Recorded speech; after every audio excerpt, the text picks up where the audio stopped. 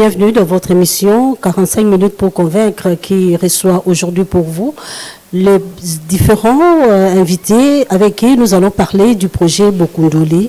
Et déjà là, je vois le professeur Germain, à qui j'ai dit bonjour professeur Germain. Bonjour, bonjour Madame Hortense. Ouais, vous faites partie du projet Bokundoli. Juste à côté de vous, à ma droite, j'ai Julio Mwanda. Bonjour Julio. Je vous salue Madame.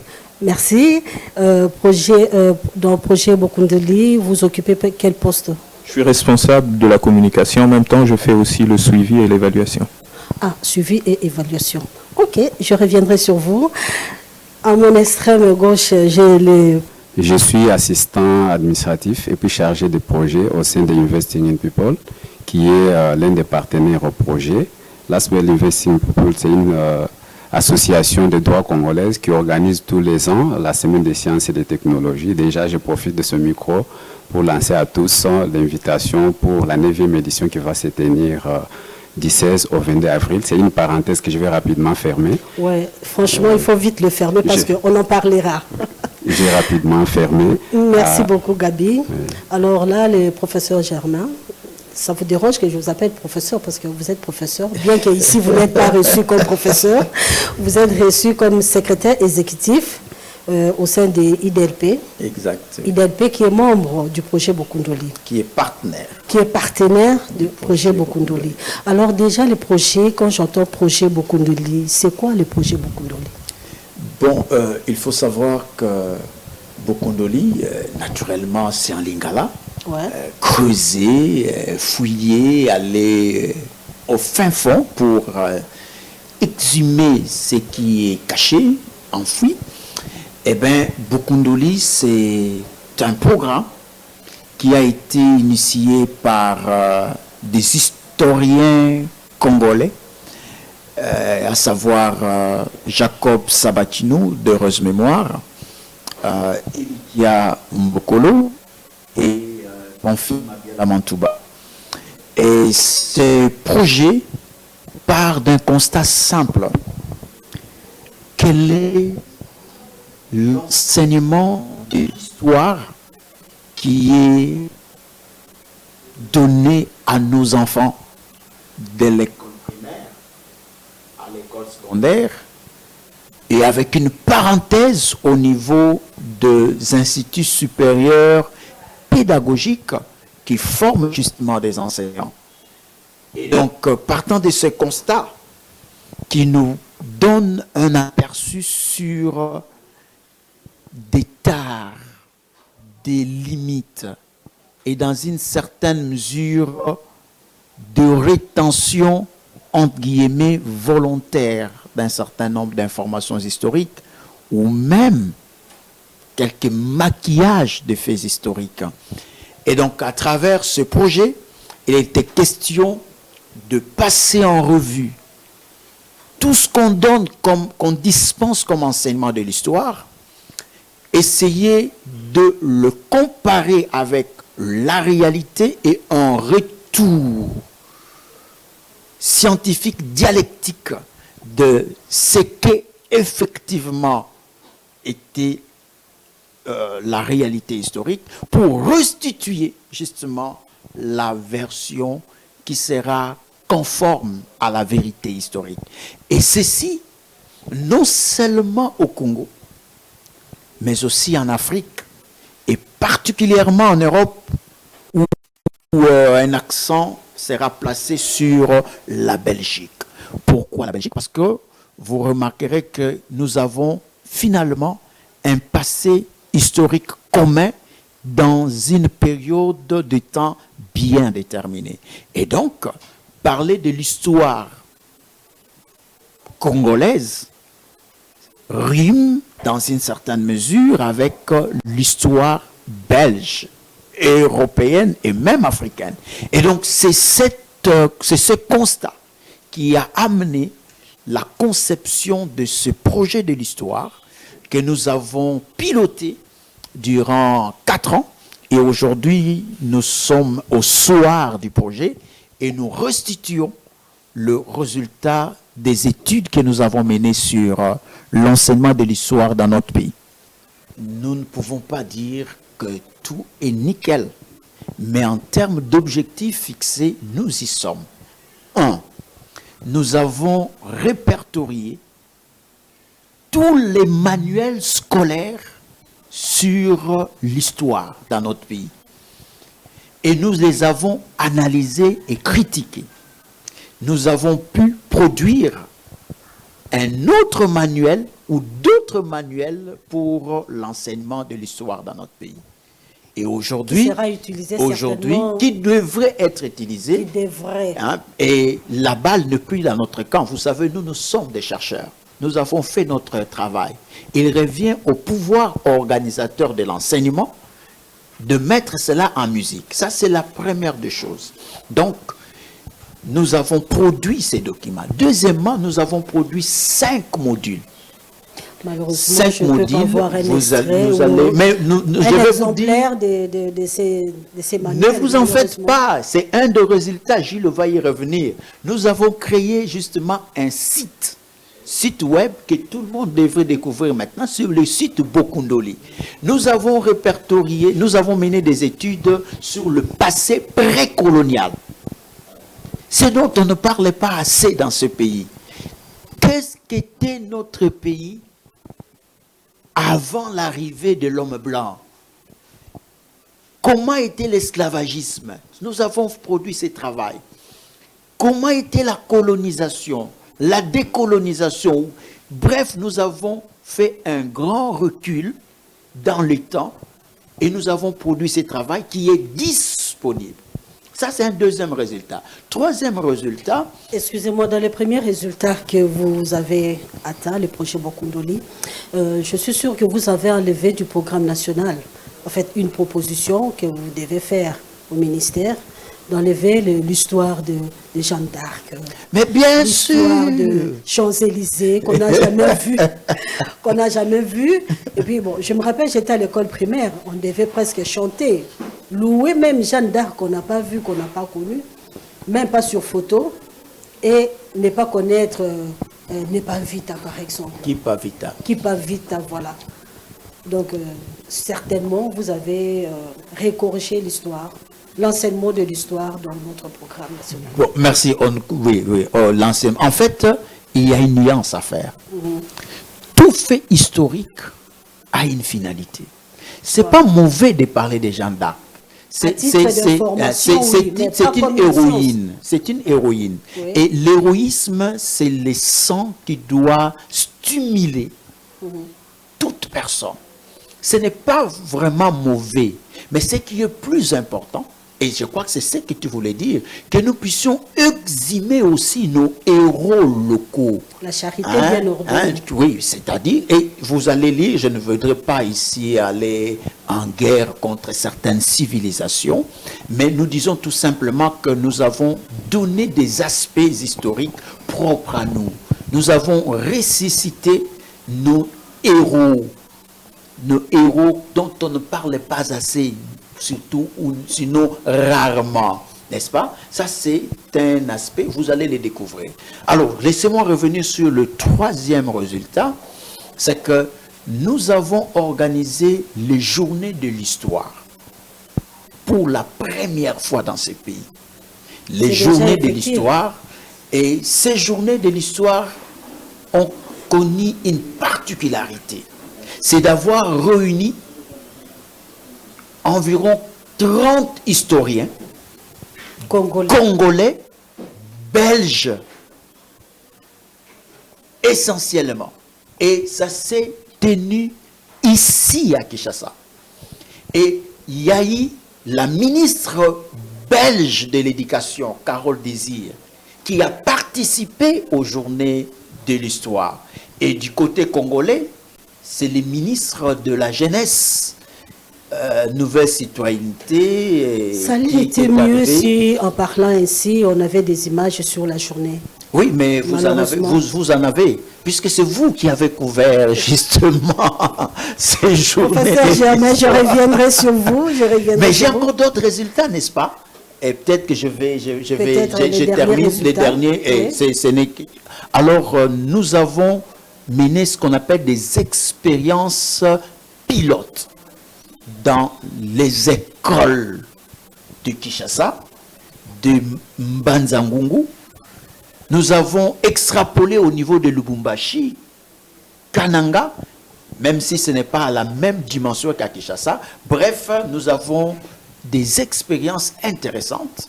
Et Julio pourra en dire plus en tant que chargé de communication, évaluation. Voilà. Et Gabi va y parler en termes de la dimension logistique. Voilà. Merci. Excuse-moi. Hein. Je reviendrai sur vous de toutes les façons. Julio, vous êtes chargé de communication, de projet. Chargé de communication. Je suis chargé de communication de l'Institut pour le leadership et la démocratie et le leadership politique. Voilà, IDLP. Est-ce que vous pouvez nous parler de ces partenaires justement de projet Bokundoli? De l'IDLP? Non, je parle de projet en question. Au sein du projet, vous êtes des partenaires. Oui. Alors, si nous pouvons savoir un peu plus sur les partenaires. Donc, voilà, pour parler de l'IDLP, l'IDLP existe depuis 1999, donc c'est ancien. C'est une institution à caractère scientifique d'utilité publique. Donc, nous avons en notre sein une grande partie des professeurs des universités et du personnel scientifique et les experts à plusieurs niveaux dans plusieurs domaines. Donc ça, c'est pour l'IDLP. On fait de l'éducation civique. Vous remarquerez que l'histoire est liée à l'éducation civique. Et l'histoire contribue même au développement de l'éducation civique. L'histoire contribue même dans les notions de gouvernance. Avoir son identité culturelle propre et ne pas se définir selon les regards des autres, mais sur son propre regard. Alors il faut la connaissance aussi de l'histoire pour aller dans ce sens-là. Très belle récitation, Julio. Merci. Alors, que vient faire la démocratie et le leadership dans Bokundoli? La nature de l'IDLP, c'est vrai qu'on parle de démocratie, on parle de leadership, mais vous ne pouvez pas parler d'élection. Même quand on parle d'élection, on parle de l'histoire. Donc, il y a un lien étroit entre... Parce que lorsque vous parlerez d'un leader, lorsque vous parlerez de Simon Kimbangu qui est un leader, il appartient à l'histoire. Donc, on ne peut pas détacher leadership, démocratie à l'histoire. Parce que même la démocratie elle-même... aujourd'hui, sans pour autant que je fasse partie de l'histoire. Donc, je ne suis pas membre de l'IDLP. Non, mais... Vous n'êtes leadership aujourd'hui, non? Vous n'êtes pas membre de l'IDLP, mais lorsque un Congolais est sensibilisé et agit en une citoyenneté responsable, c'est toute la société qui en bénéficie. Vous n'avez pas forcément besoin d'être membre de l'IDLP pour ça. Alors, quel est l'apport de l'IDLP dans Bokundoli? Comme je dis, l'IDLP, c'est le caractère scientifique, c'est la partie scientifique du projet, comme IIP fait la partie logistique. Donc, voilà, déjà, nous avons le directeur général de l'IDLP, le professeur Pamphile le professeur Mabiala, qui est historien. Oui.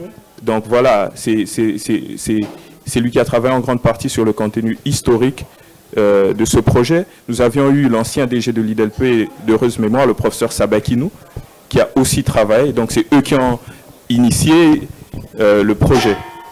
Donc la partie scientifique, pour ne citer que cela. Alors, le projet Bokundoli est arrivé à la fin. IDLP s'est retrouvé dans ce projet. L'IDLP a la particularité de regorger beaucoup de compétences. Vous allez sans vite comprendre qu'il y a plusieurs universitaires et voilà, il y a des expertises en communication, en sciences politiques, en histoire et c'est très facile. Beaucoup ont été enseignants même avant de devenir professeurs d'université, donc avec un certain parcours et ça a été plus facile à réaliser avec cette expertise-là. Merci beaucoup, Julio. Je reviendrai sur vous tout à l'heure. Professeur Germain Mwanda, vous êtes... Gabi Mwanda. Oh, excusez-moi. Julio Mwanda, Gabi Mwanda. Oui, voilà, j'ai confondu. Gabi Mwanda, vous êtes chargé de logistique. Hein. Est-ce que vous pouvez nous parler de votre secteur? Parce que IIP, en tant qu'Investing in People, IIP Aspel, en tant qu'un des partenaires au projet, était chargé de la logistique. Alors nous avons dû mener certaines actions sur le plan logistique pour mener à bien ce programme Bokundoli. Parce qu'il faut quand même rappeler qu'il s'agit de faire une rupture avec l'enseignement livresque de l'histoire et basculer vers le numérique. Et pour cela, la science s'invite. Et comme au niveau de l'IIP d'ailleurs, voilà, nous encourageons l'enseignement sur le plan scientifique aussi. Nous avons été chargés de mener un certain nombre d'activités, notamment nous avons apporté notre assistance à l'organisation de la formation des enseignants sur l'utilisation de la plateforme Bokundoli, parce qu'ils ont suivi une formation en présentiel et à distance en même temps. Nous avons disposé d'un écran téléviseur intelligent. Nous avons déployé des ordinateurs, mis la connexion Internet pour permettre aux enseignants qui suivaient la formation de pouvoir s'exercer séance tenante. Parce qu'il faut quand même rappeler que nous avons constaté une rupture, une fracture plutôt numérique dans le monde de l'enseignement. Alors, pour aider les enseignants à pouvoir s'adapter à cela, voilà pourquoi nous avons essayé de déployer tous ces matériels pour essayer de les aider. Ça, c'est le premier aspect, excusez-moi, rapidement. Oui, voilà, justement, sur ces premiers aspects, vous basculez vers le numérique. Alors, un enseignant qui est à Katakokome, qui n'a jamais vu l'ordinateur, qui ne connaît même pas son téléphone, ne peut pas être membre. Non, pas du tout. Et d'abord, il faut rappeler que nous avons sélectionné certains établissements pilotes. Alors, les enseignants de ces établissements ont été formés. Alors, après la formation, nous les formons, non simplement comment utiliser la plateforme Bokundoli, mais comment aussi manipuler les appareils qui peuvent les aider. Par exemple, la tablette. Nous leur avons offert des tablettes et à partir de ces tablettes, ils peuvent se connecter au site Bokundoli et puis préparer leurs leçons. Ça pour les enseignants de Kinshasa.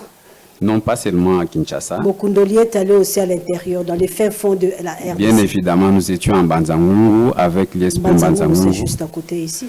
Voilà, il s'agissait, parce que c'est d'abord une étape pilote du projet, parce qu'il faut rappeler que bien que nous arrivons à la fin de cette étape, mais ce n'est pas fini. Alors, pour la première étape, nous n'allions pas quand même prendre tous les pays, mais on a échantillonné certaines écoles et certainement les enseignants qui ont été choisis. Nous les avons formés, comment utiliser le matériel.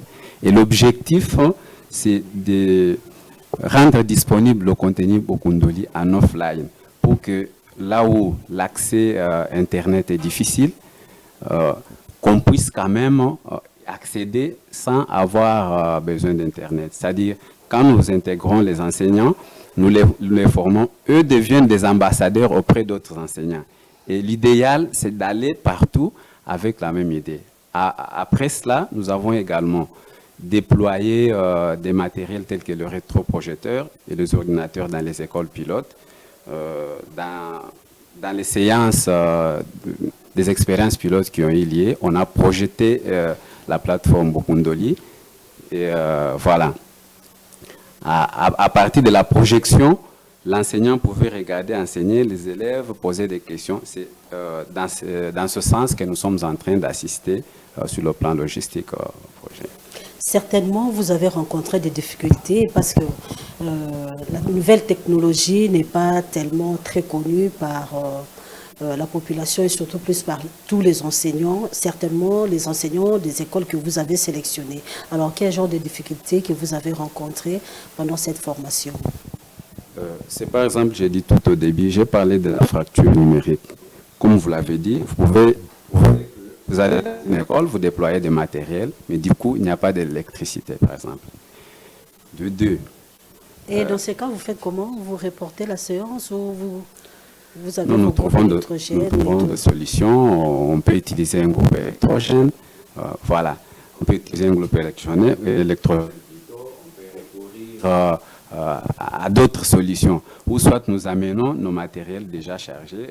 Bon, malheureusement, pour un rétroprojecteur, il faut toujours avoir de l'électricité. Mais les tablettes, telles que les ordinateurs et tout, nous les chargeons, nous nous préparons avant de les déployer sur le terrain. Et aussi, il y a certains enseignants qui ne savent manipuler ni l'ordinateur ni un téléphone. Alors, c'est un travail à faire et nous avons Offert des cadeaux, des téléphones, des tablettes. Exactement. Ah, projet Exactement. Bokundoli, Exactement. vraiment, c'est presque un Père Noël. Exactement. Ok, Julio. Je voulais réagir à votre souci pour dire que l'enseignement de Kata Kokombe, parce que nous avons participé à la formation. Donc c'est pour vous dire que on posait la première question si la personne est familière à l'outil informatique ou pas. Et nous avons même donné de la formation à des personnes qui n'étaient pas familières à l'outil informatique, mais au bout de 5 à 10 minutes, elles s'adaptaient. Donc la plateforme, elle est tellement simple et avec quelques indications, c'est très facile d'arriver à comprendre, même quand on est étranger à la manipulation quotidienne de l'outil informatique. Après avoir suivi cette formation, bien entendu. Ah, bien entendu, ça c'est les chargés de communication qui a parlé. Merci beaucoup Julio, professeur Germain. Je suis à vous. Vous êtes le secrétaire exécutif. Le projet a pris fin. Alors, quelles sont vos conclusions? Bon, quand vous parlez de conclusion, ça veut dire vous m'amenez au...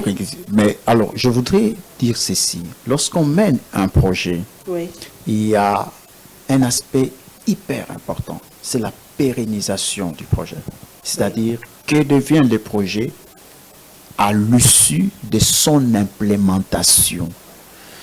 Et donc, quant à ce qui nous concerne, nous avons mis sur pied une plateforme, Bokundoli.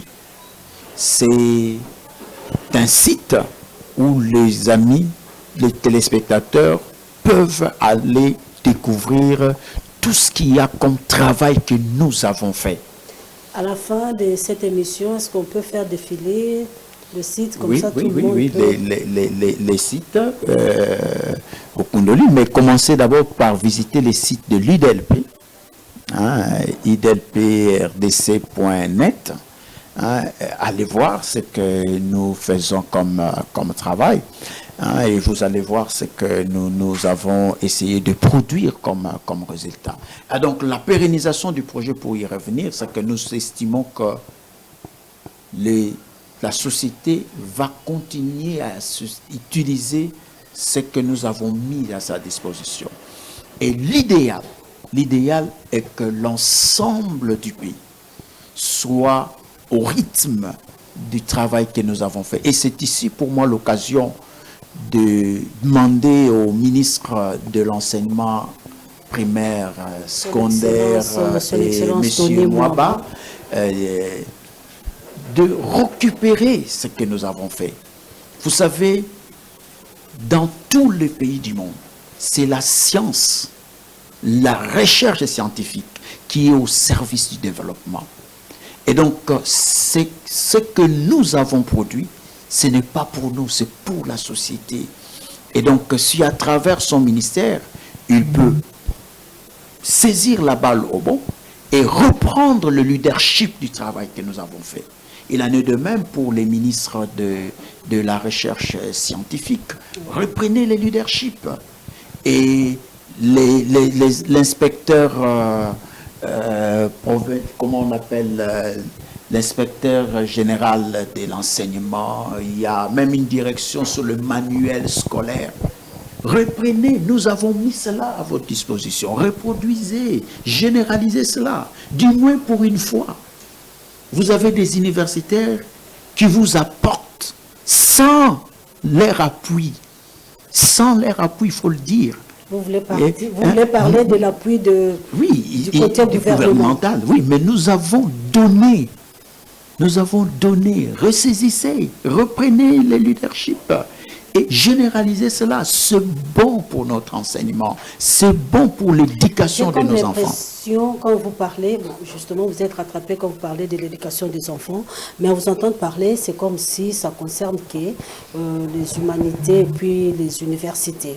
Pas tellement l'école primaire. Si, d'abord l'école primaire. Donnez-moi un exemple d'un cours ou d'une leçon d'école primaire que vous avez rénové.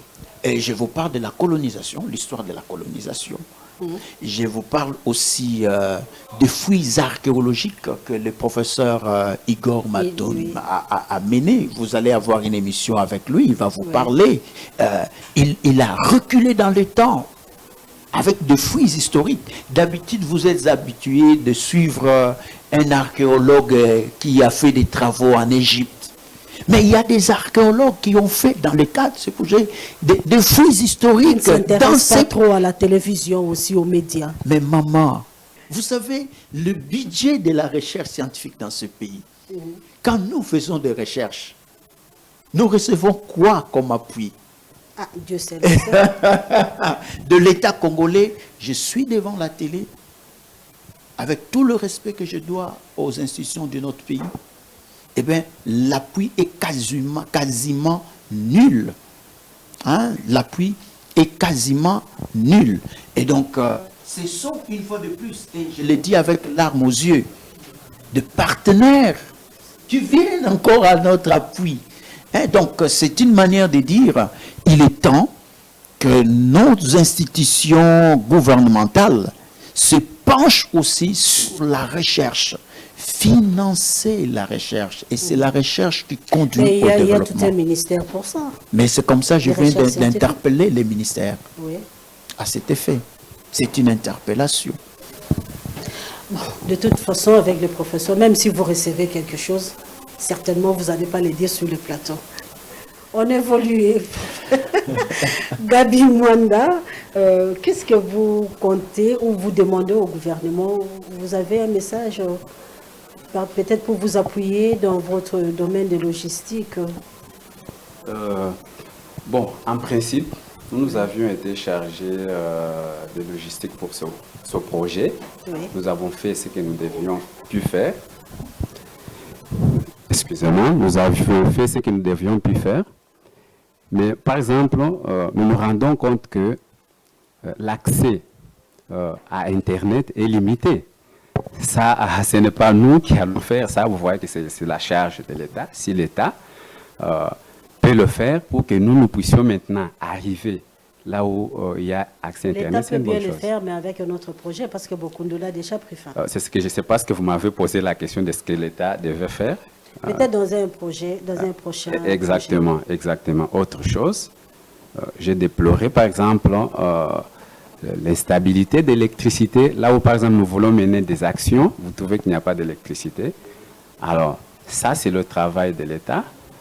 Si l'État peut nous aider, c'est dans ce sens, c'est-à-dire mettre les conditions favorables à ce que le projet puisse arriver à ces résultats. C'est ce que l'État peut faire. Mais nous sommes en train de nous efforcer. Nous sommes déjà à pied d'œuvre avec nos partenaires qui sont des start-up locales.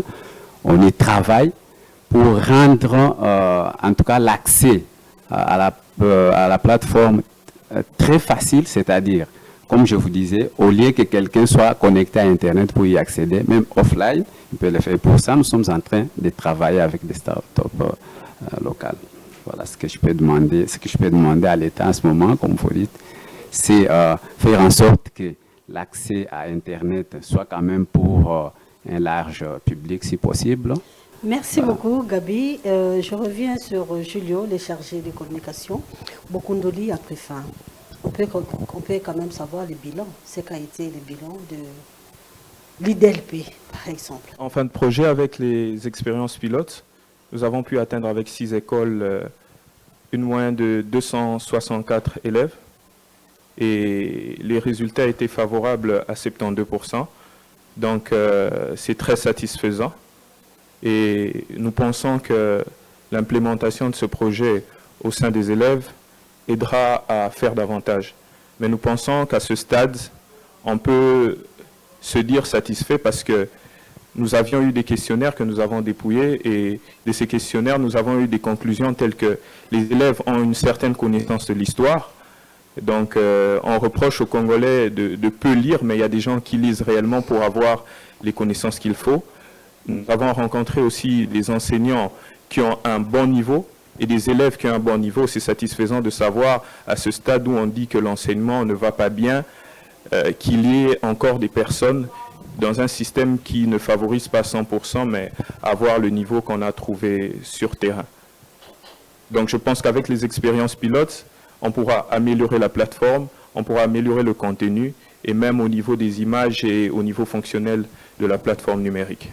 Professeur Gabi, Germain, voilà, Germain, secrétaire exécutif, bien sûr, les projets Bokundoli a pris fin. Quelles sont vos impressions à propos de ces projets? Bon, tu sais que moi, je ne voudrais surtout pas parler en termes d'impression. Ça risque de m'amener à l'auto-satisfaction. Plutôt, je voudrais aller vers le remerciement, si vous le permettrez.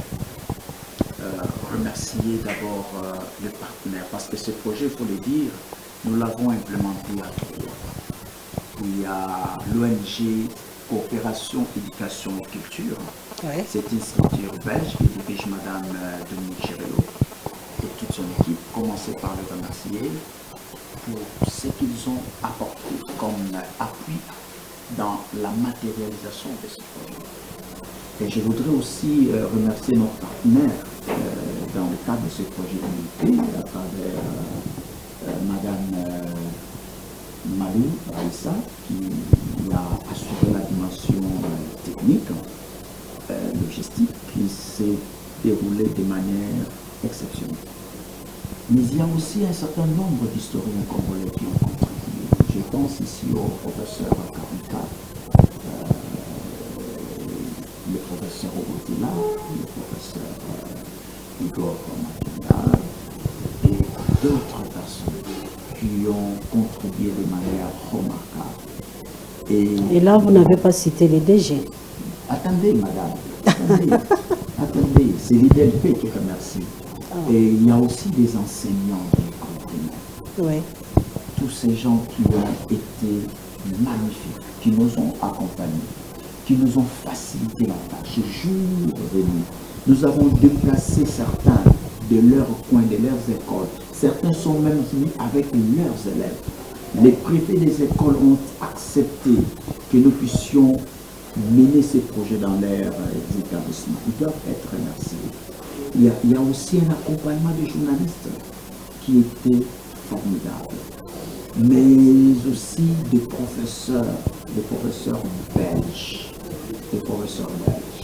Pierre Desmarais, Serge Jaumet et d'autres qui ont contribué de manière remarquable. Et l'équipe de communication avec Gilio, Michel et autres personnes, c'était formidable. Les professeurs India, parmi les géniteurs de ce projet, ils méritent des hommages. Le professeur Maguela, qui a donné du sien à un niveau remarquable pour que ce projet soit implémenté. Et je dois naturellement me tourner vers un homme. Il a son âme, ça fait une année depuis qu'il nous a quittés. C'est le professeur Jacob Sabatiou. Il aura été l'un des hommes qui ont marqué l'enseignement de l'histoire dans ce pays. Peut-être qu'il faut faire toute une émission sur lui. C'est Jacob Sabatiou. Je prends bonne note. Jacob Sabatiou qui a fait un travail exceptionnel. Et donc, c'est grâce à cette intelligence-là, à tous ces hommes, toutes ces femmes, que ce projet a pu devenir une réalité. Et donc, nous ne pouvons que tous le remercier. Monsieur Gabi, votre dernier mot? Mon dernier mot, c'est que nous sommes satisfaits de l'étape que nous avons déjà franchie jusqu'à ce moment. Nous avons rencontré les enseignants qui savaient manipuler ni téléphone ni ordinateur, mais à partir de notre intervention avec ce projet, ils ont appris.